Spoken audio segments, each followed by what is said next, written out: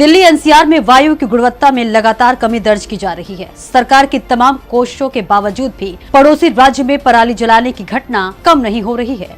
इसको लेकर हाल ही में एनजीटी ने पंजाब सरकार से जवाब भी मांगा है, लेकिन इसी बीच दिल्ली के पर्यावरण मंत्री ने प्रदूषण को लेकर डीपीसीसी चेयरमैन पर गंभीर आरोप लगाया है। गोपाल राय ने की अधिकारी की निलंबन की मांग। डीपीसीसी अध्यक्ष अश्विनी कुमार पर लापरवाही का आरोप।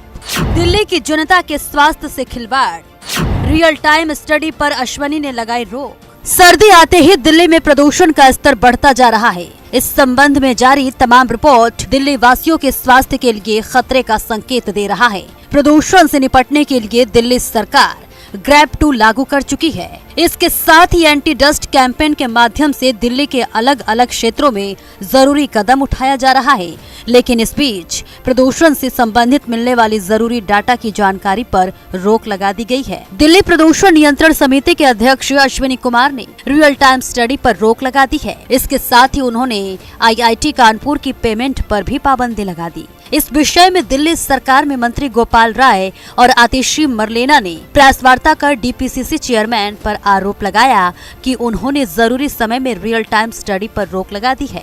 मंत्री ने बताया कि उन्हें आईआईटी कानपुर से जानकारी मिली है कि उनका पेमेंट रोक दिया गया है। बता दें कि कुछ दिनों पहले पर्यावरण मंत्री गोपाल राय की अध्यक्षता में हुई बैठक में दिल्ली सरकार के कई अधिकारी प्रदूषण को लेकर बुलाई गई मीटिंग में नहीं आए। यहाँ तक कि पर्यावरण सचिव भी बैठक में नहीं आए थे। उन्होंने कहा है कि अधिकारियों को लगता है कि वे चुनी हुई सरकार की बात माने या ना माने, उनका कुछ नहीं होगा। बता दें कि प्रदूषण के खिलाफ लड़ाई के लिए दिल्ली सरकार रियल टाइम स्टडी को जरूरी बताती है। मंत्री ने कहा कि सरकार पिछले 8 सालों से लड़ाई लड़ रही है और उनके पास एक समस्या है कि प्रदूषण से संबंधित उनके पास आधिकारिक डाटा उपलब्ध नहीं है।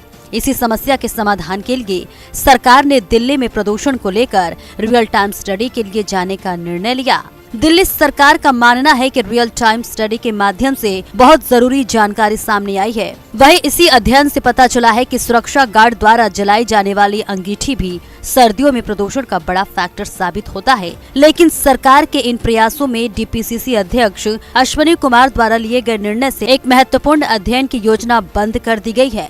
डीपीसीसी चेयरमैन के इस फैसले पर दिल्ली सरकार ने आपत्ति जताई है और अश्विनी कुमार की सस्पेंशन की मांग की गई है। सरकार ने कहा कि अश्विनी कुमार के इस फैसले ने दिल्ली की जनता की स्वास्थ्य से खिलवाड़ किया है। साथ ही उन्होंने आईआईटी कानपुर की पेमेंट जारी करने की मांग की है।